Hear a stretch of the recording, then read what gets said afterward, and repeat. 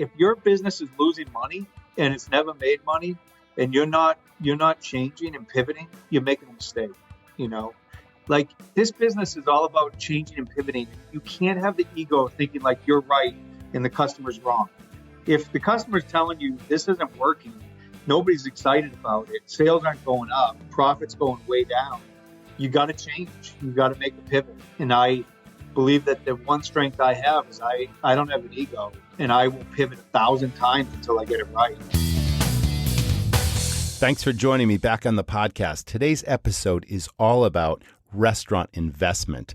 My guest is the founder of an investment company in the hospitality space, and he's also a former co-founder of a successful 70-unit chain. So he knows a thing or two about growing a big restaurant business. We're going to talk all about critical operating systems, as well as technology and what they look for in potential restaurant investments. It's a big episode. Stay tuned. But before you do, if you haven't already, head on over to restaurantrockstars.com/profits. I'm giving away 3 ways you're killing your restaurant profits. Thought-provoking, immediately actionable information that may help transform your bottom line. Now, on with the episode. You're tuned in to the Restaurant Rockstars podcast. Powerful ideas to rock your restaurant. Here's your host, Roger Bodwin.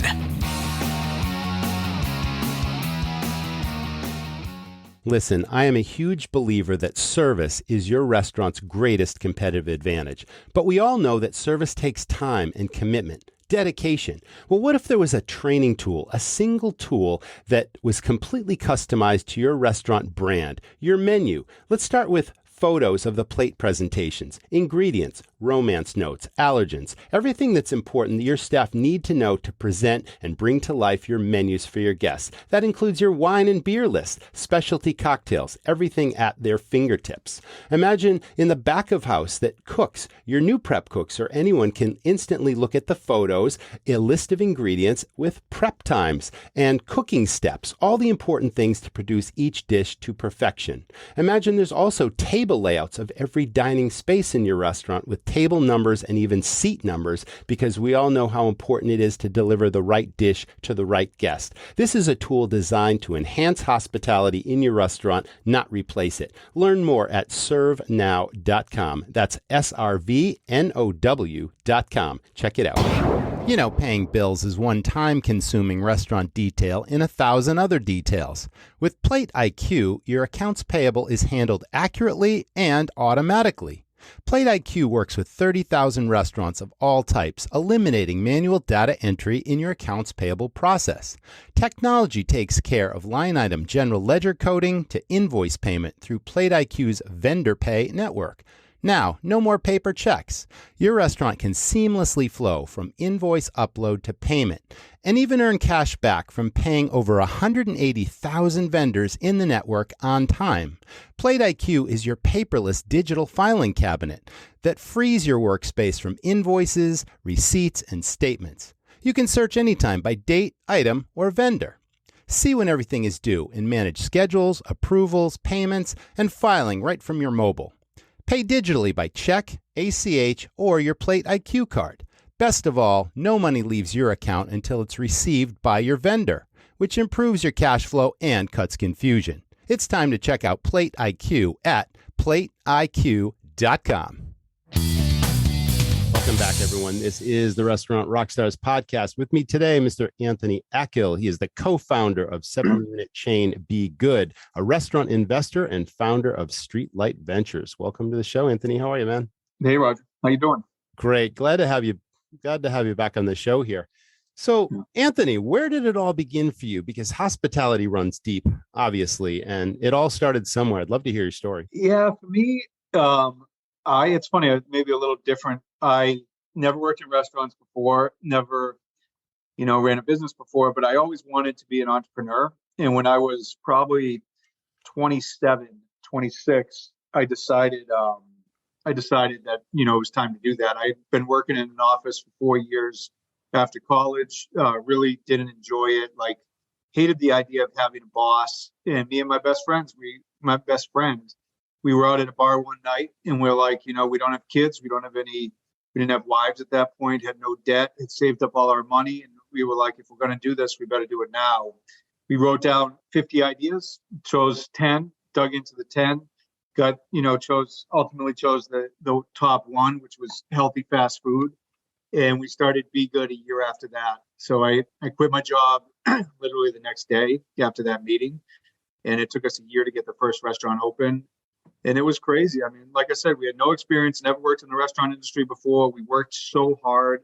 I was working 20 hours a day, 7 days a week, and killing myself for that business. We willed it to work. And, I learned a lot along the way. I think because I had no experience, I had to learn everything, which I think is actually it's a good thing because I learned from the ground up. I asked a lot of questions and we sort of rethought, or at least we thought everything was new to us. So at some level, we had to rethink everything. Yeah, sounds like a school of hard knocks kind of learning curve getting into it. Would you say you were at the right place at the right time? Was the concept rock solid? Like, how did you make this work when you had so much to learn and it's like you really had no restaurant experience in one of the most challenging businesses I know? I think we were ahead of our time. So we were doing stuff before anybody else. Like we were doing kale and quinoa bowls before anybody. We were doing green smoothies before anybody. I think a lot of what we did, we were like first to the game, which has its benefits, but also it's tough. I mean, you sort of blaze your own path. It's always, you can't learn from others' mistakes. I do think we were first in many ways, which allowed us to be very different. But, I think that also caused some issues with the brand and the concept and operations. So. Did it take a while for the concept to take off in that first location, or did you have pretty steady business right from the get-go, and then that was a foundation you built on? Tell us about, the early stages of starting that business, and then the growth pattern after that would be really interesting. Yeah, I think it was tough at the beginning. I think what's a normal thought is you throw as much as you can to get sales up. So at the beginning, we sold steak dinners, we sold hummus and pita chips, we sold fish, and over time whittled that down to a concept. I think where we started was just healthy food. I think it was too broad, too all over the place. I think we learned from that to keep things tight and focused and get operations right. But it wasn't a success out of the gate. I mean, it took a ton of work and a ton of pushing and always pivoting, always changing. I think that was our strength, is like we never settled and we never gave up and we just kept pivoting until we found something that worked. So, did you guys stay in your lane, or was there some overlap between what you did in the business? Like what was your primary role versus your friend and partner's role? It's like, did you have any overlap, or did you do different things that you focused on that were important? Yeah, I think from the beginning, we divided up the business. So I would say after a week, we realized if we're going to actually be successful, we're both entrepreneurs. Yeah. We needed to say, this is mine and this is yours. I think that was one of the best things we ever did. I remember the conversation and we were hanging out and we're like, this isn't working. Like we're fighting and arguing and we're too close to do that. We never had egos. So ego was never part of the equation, which I think sort of was the recipe for success for us. But John took over brand and marketing. I took over operations and finance. And he had his side of the business. He made decisions. I gave input. I had my side of the business. He gave input. But we really separated it, almost from the beginning. So, and then when growth started to happen, what was that trajectory? Because you go from one restaurant to two, or you go from 1 to 5. It's like, what happened in your case? Yeah, so we went from 1 to 2, took us about 18 months. Yeah. 2 to 4 took us another, I would say, year after that. 4 to 6, another year. So we were growing pretty slowly. I remember we had 12 restaurants, and we were doing okay. Like sales were okay, but not great. We were averaging like $1 million a restaurant, not high enough to be able to really sell the business or, attract private equity. And we pivoted again, like we kept pivoting. But I remember this conversation with John, and I said, look, we're going to give this one more big chance, big push, try one more thing. And if it doesn't work, we got to think of something else, because we weren't making enough money to support the lifestyles we wanted. And it just was sort of floating, not doing great. So we first introduced this kale and quinoa bowl. which as soon as we put that on the menu, sales went up 30%.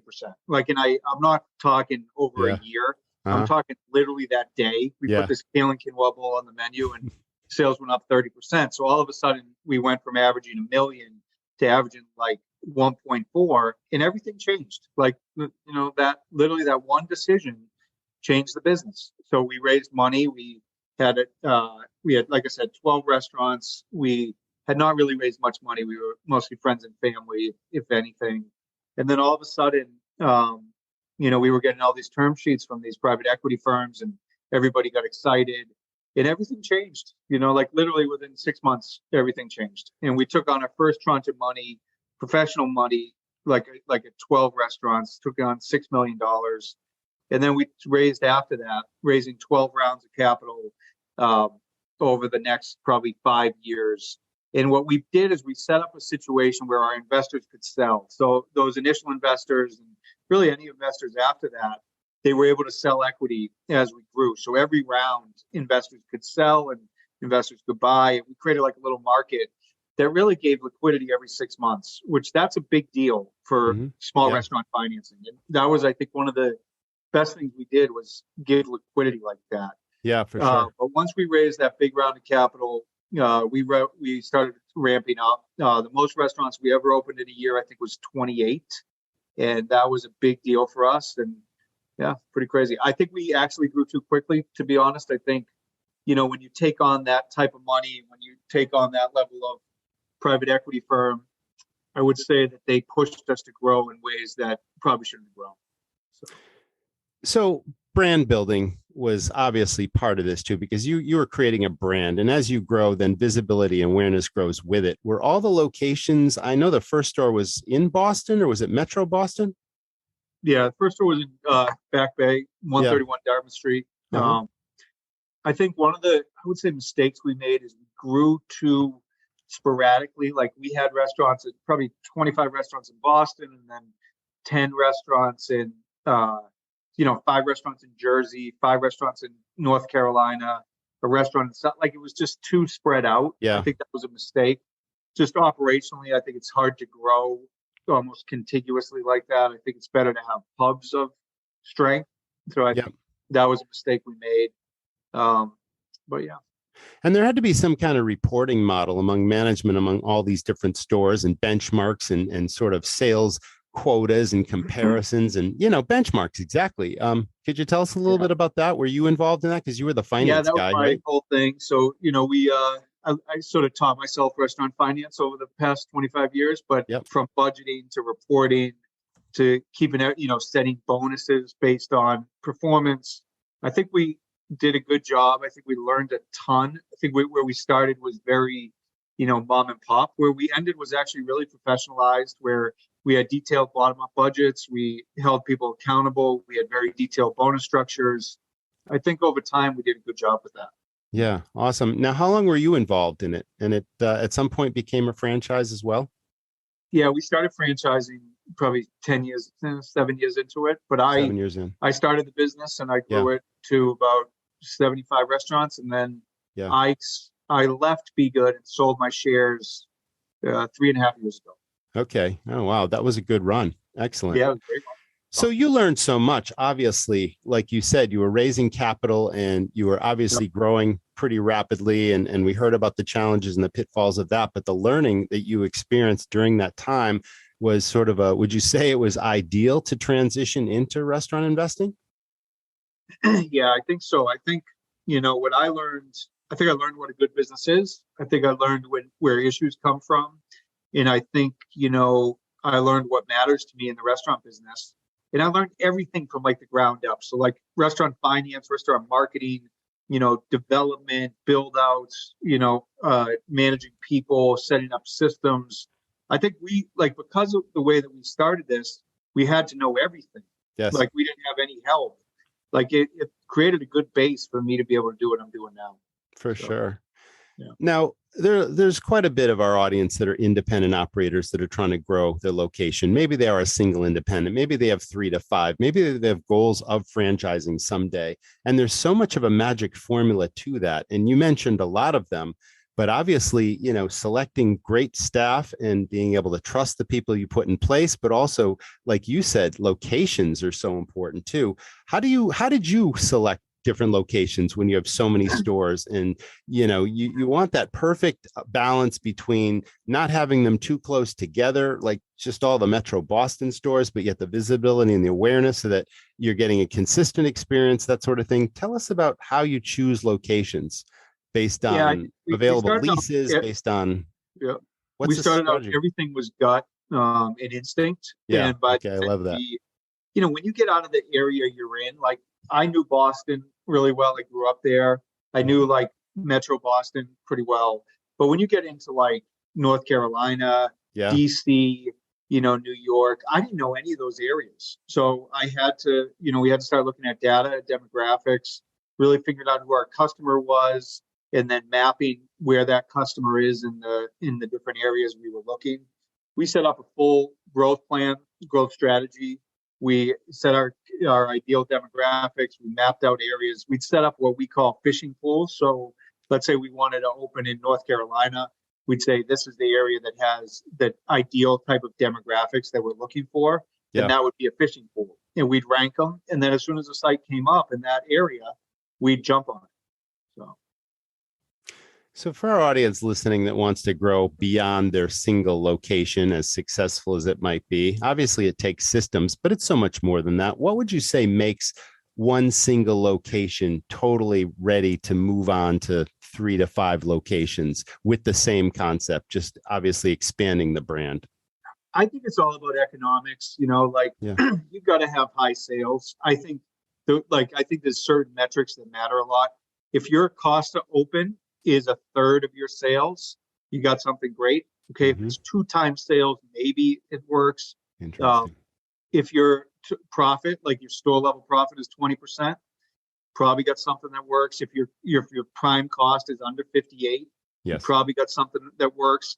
I think it's literally things like that. Like you have to have a certain amount of sales, and your build out has to cost a certain amount of money. Your prime cost, which is total cost of goods plus total beverage, has to be a certain amount, and the money put to the bottom line, I think, has to be above 20%.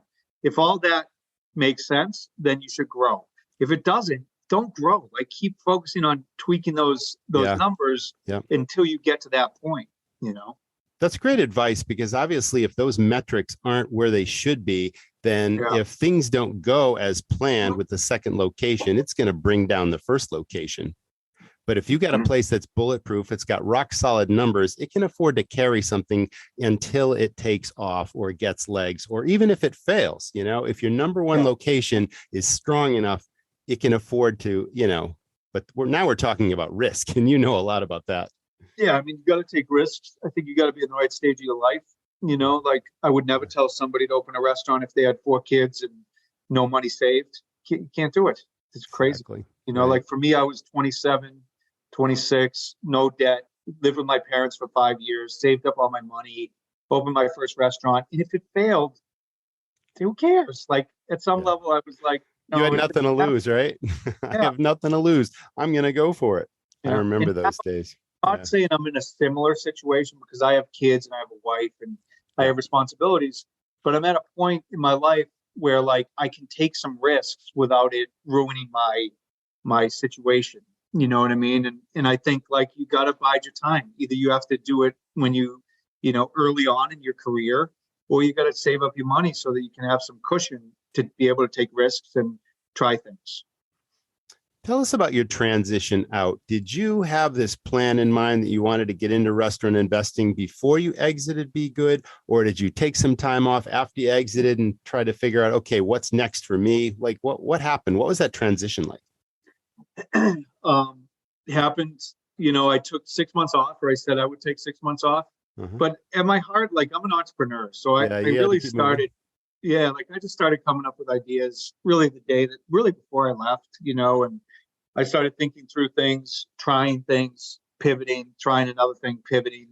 Initially, Streetlight started out as a real estate company where we were trying to go to these secondary cities and, buy real estate and then put businesses into the real estate that we could coach, help, and support, with the idea of sort of reigniting areas of sort of rundown secondary cities. Mm-hmm. I would Gotcha. say that was a beautiful idea and it was an awesome idea, but it just with COVID hit, it didn't work, and so we had to pivot again. And at that point, we had all these teams set up where we had a marketing team and a finance team and an operations team really built to help and support these smaller restaurant groups. And when COVID hit, we just refocused on buying restaurants and trying to invest into businesses. So we, bought Margaritas. We took over Upper Crust. We took over running Auto. We run Anna's, and I recently bought Burton's and Red Heat. Yeah. So combined, we have about 90 restaurants. Some we own, some we help manage. But I think it's a great model. I think where we're at is we find really interesting, historically very successful restaurants. We surround them with support.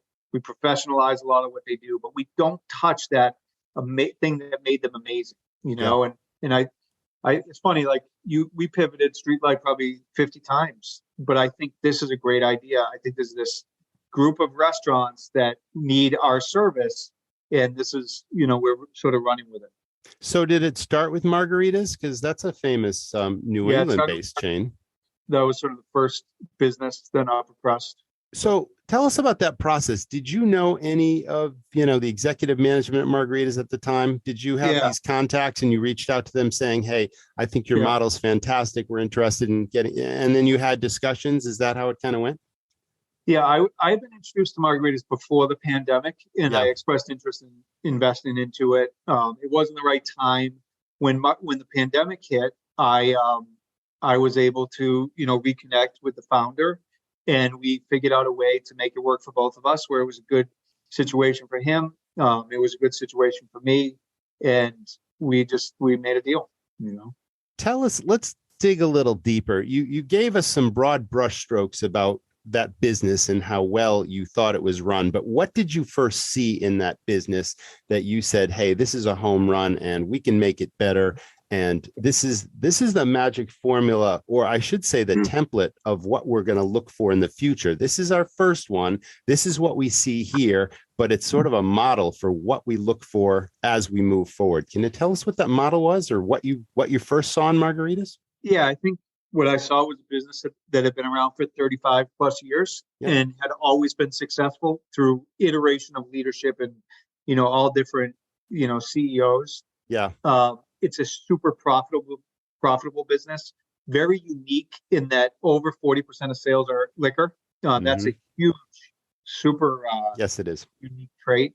And then on top of that 40%, over 70% of those sales are margaritas. So I think that creates a really profitable, very focused model that, I believe can be successful for, forever. I think the big thing with Be Good is we had to continuously be innovating, trying new things, pivoting. The beauty about margaritas is you don't have to do that. You serve really good Mexican food, really amazing margaritas in a good environment, and you make sure your employees are having fun, which leads to your customers having fun. right. That's the recipe. And that hasn't changed for 30 years. Like this, John Pelletier and Dave, his brother, they started this business all based around this idea of having fun, building an experience, and making a profit. And the way that they did it 35 years ago is the same thing that's going to make us successful 35 years from now. Yeah. It's literally like really decent, really quality Mexican food, amazing margaritas, and a great experience.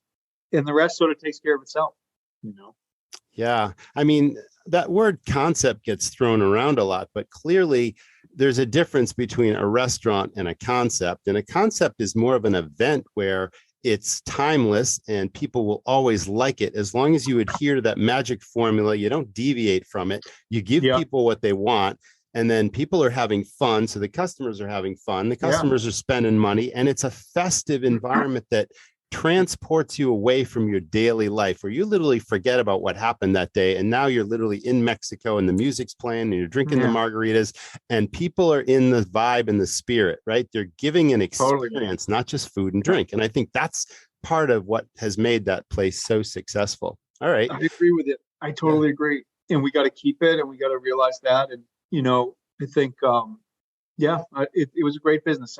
What it taught me is that there are these certain businesses that have withstood the test of time, that are always very profitable, that don't need to be tweaked and, pivoted every 2 minutes, but that are forgotten about from traditional private equity. So like Yeah. a normal private equity Mhm. firm would have never looked at margaritas, okay, because it doesn't seem like a growth business. It seems like time has passed it by. They're looking for these high profile, high flyers.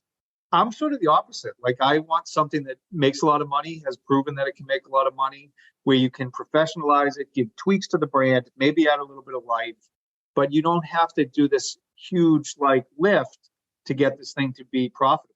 Do you guys get involved in staff training at all and We do all all that the sort of training. thing? We have You a do training everything. person. Yeah. We build the systems for all the businesses. Yeah. What are those critical systems in your mind that every business, whether it's a restaurant or not, needs to have? I call this the business of 1,000 details, and you've got more important things to worry about than calculating and paying your monthly sales tax on time. Well, that's where Davo comes in. Davo puts sales tax on autopilot for restaurants. Davo uses sales tax data from your point of sale system to set aside the exact amount of sales tax you collect every single day, and then files it and pays it when it's due, on time for your restaurant every month. Davo takes just 5 minutes to set up, and once it's up and running, you never have to worry about paying sales tax again. Davo costs $49.99 per POS connection per month, and your restaurant can try Davo for the first 30 days free. Davo was created by a successful restaurant chef and owner who knows what's important for your operation. Time is money, and you've got more important things to focus on, like pleasing your guests. You can't put a price on peace of mind. Why not try Davo for the first 30 days at davosalestax.com?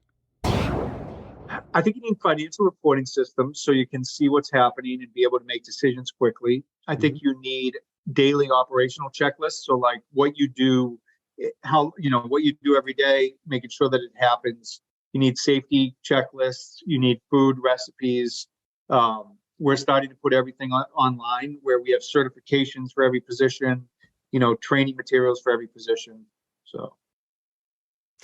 So all your restaurants and your investments seem pretty diverse. Are any of them similar? Are they all sort of different in their own way? And when you're looking at something new to invest in, is it all that tried and true formula we talked about? Or is there something unusual that might stand out in your mind that says, you know what, I see something I can see around corners, and I believe this brand is going to be successful, even though it may not be where it should be now. I think that with a little bit of work and our help, we can get it to be something huge. Does that happen in your business? I mean, maybe we would be interested in looking at it. I'm interested in looking at everything. We're sort of agnostic, but what has usually worked for us is this idea of proven, strong businesses that are founder-led, founder-driven, that are, needing some level of professionalization, some level of push, some level of leadership.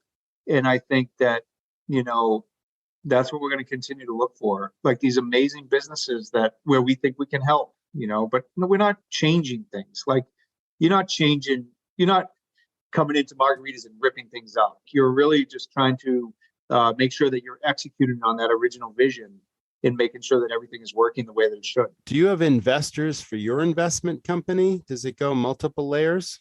Yeah, we have investors if we need it. Sometimes we do, sometimes we don't.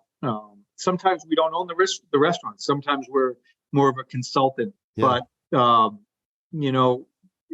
if we need money, we raise it. If we don't, if I can use just my money, I do that. So your reputation, I'm assuming, is sort of followed you, and that based on the notoriety and the successes you've had with the investments you've made, do people reach out or companies reach out to you saying, hey, I need this help, or what do you think about this? And they pitch you from time to time? All the time. 100%. They do.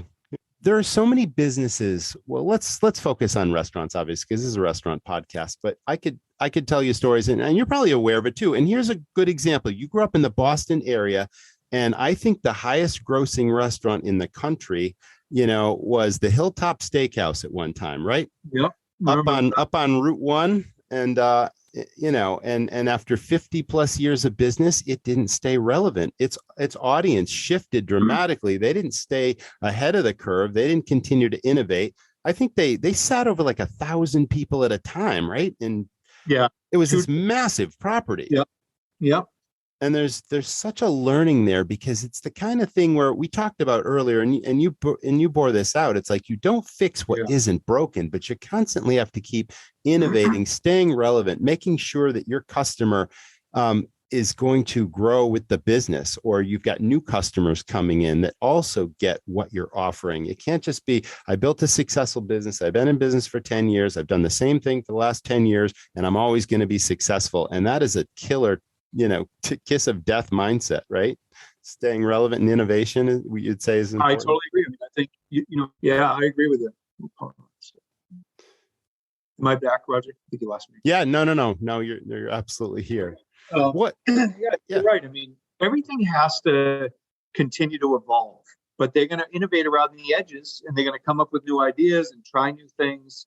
That's the way I think to think about it. You don't ever want to touch that core of that business. Same with margaritas. Like, we have ideas. We're going to try some new things. We got some really cool idea around this Cancun pizza that I think it has legs. Nice. But, we're not changing the core of that business, because the core of that business has worked for 35 years. Get big flavor without the labor with Smokin' Fast from Smithfield. It's fully cooked or smoked proteins, including American barbecue staples and global flavors. Everything from ribs to pulled chicken to brisket and barbacoa, all are authentically slow-cooked to perfection. It's so delicious your guests will never know it wasn't smoked right in your own kitchen. Now you can add barbecue to your menu without adding a pitmaster to your payroll. Visit smithfieldculinary.com. Well, the restaurant business has shifted so dramatically in the last 2 years. And yes, there's been tremendous upheaval and so many restaurants have closed, but the operators that are still going, these are the worst of times still. The labor crisis, the rising prices, the supply chain thing, the fact that you can only raise your prices in a restaurant so much before your customers the market will no longer bear that price. Yet the case cost of certain goods, you either have to take it off the menu completely and pivot the menu completely, which obviously has to happen in certain cases. But it's like, the challenges right now are tremendous. Have they affected any of your businesses? I mean, obviously, the larger a restaurant grows, you got economies of scale, you got leverage with suppliers, that kind of thing. But that'll only take you so far. You still got to maintain margins and try to increase profits year after year, increase sales, all those things.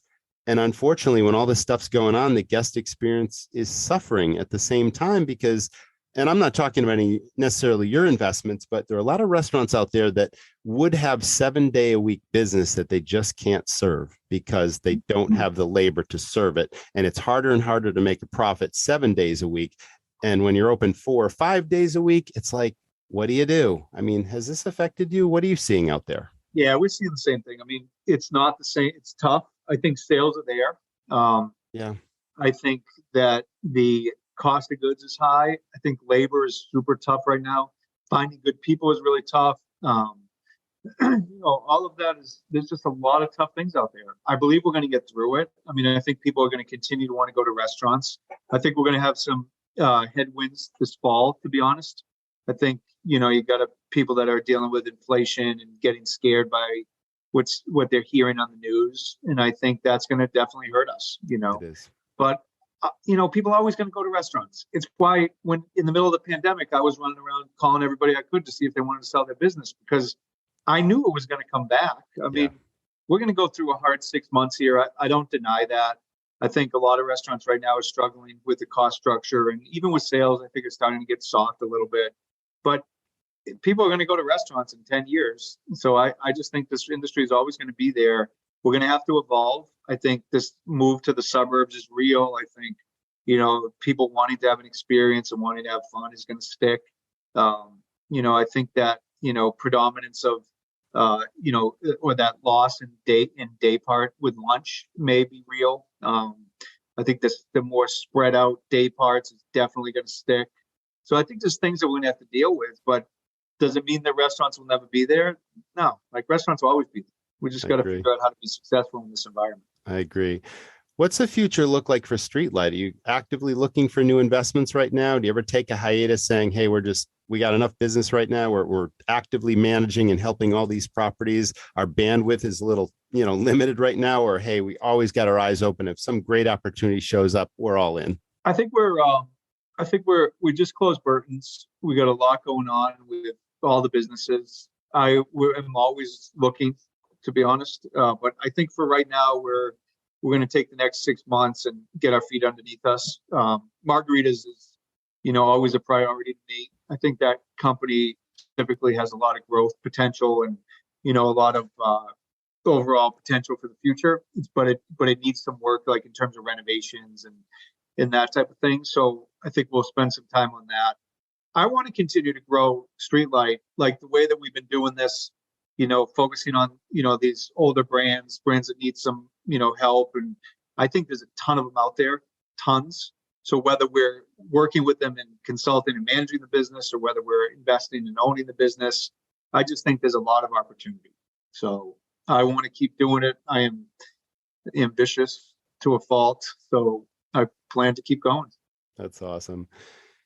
Is there still a place in Harvard Square called the Border Cafe? Is that place still open, or did it burnt down? Oh, really?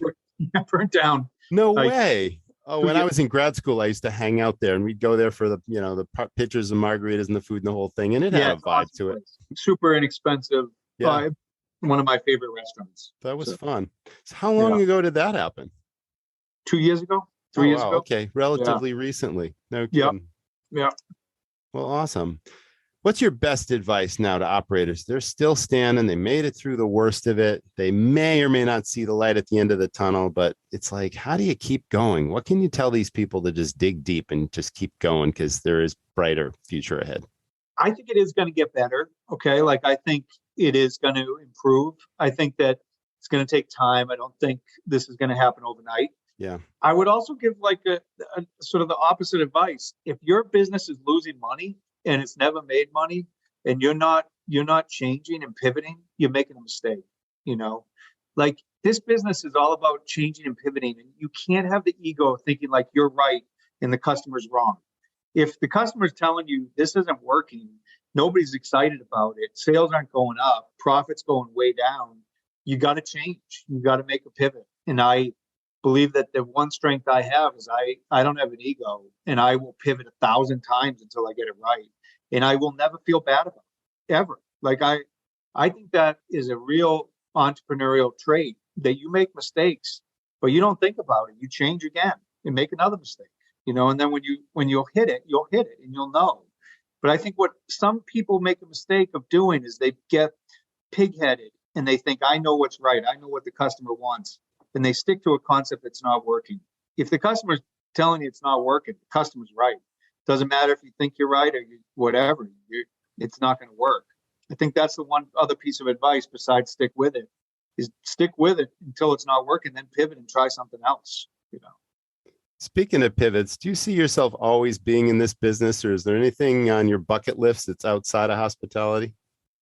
I don't know. I went down that path after Be Good. I think I'll always be in restaurants now. I love it. I love the business. It's a really unique business where there's 1,000 inputs to it, and you can change things quickly. You can make pivots and make decisions really quickly. I don't know if there's another business like it, to be honest. I know it's a business of relationships. It's a business of people on, both on the guest side as well as on the team side. And if it's in your blood, it runs deep and it stays there. I know that feeling. Yeah. Awesome. Well, Anthony, I really appreciate you being a great guest on the podcast. Thanks for sharing everything you've been doing and all your successes and all your learnings that you just brought forth to the audience. Thanks again. Thanks, Roger. Appreciate it, man. All right. That was the Restaurant Rockstars podcast. Thanks to our audience for tuning in. Can't wait to see you in the next episode. Stay well. Thanks, Anthony. You are a true rock star in my book. You had the chops to start a concept from scratch, school of hard knocks, grow it to 75 units, exit out of there, pivot completely and become a restaurant investor, and now see greater successes helping other restaurants succeed. That's fantastic. So thanks for being a great guest on the podcast. Thanks also to this week's episode sponsors, Plate IQ, Smithfield Culinary, Davo, and Serve, the restaurant training app at srvnow.com. We appreciate you being with us. We'll see you all in the next episode. Stay well. People go to restaurants for lots of reasons. What the customer doesn't know is the thousands of details it takes to run a great restaurant. This is a high-risk, high-fail business. It's a treacherous road, and smart operators need a professional guide. I'm Roger. I've started many highly successful, high-profit restaurants. I'm passionate about helping other owners and managers not just succeed, but knock it out of the park. You don't just want to run a restaurant. You want to dominate your competition and create a lasting legacy. Join the Academy, and I'll show you how it's done. Thanks for listening to the Restaurant Rockstars podcast. For lots of great resources, head over to restaurantrockstars.com. See you next time.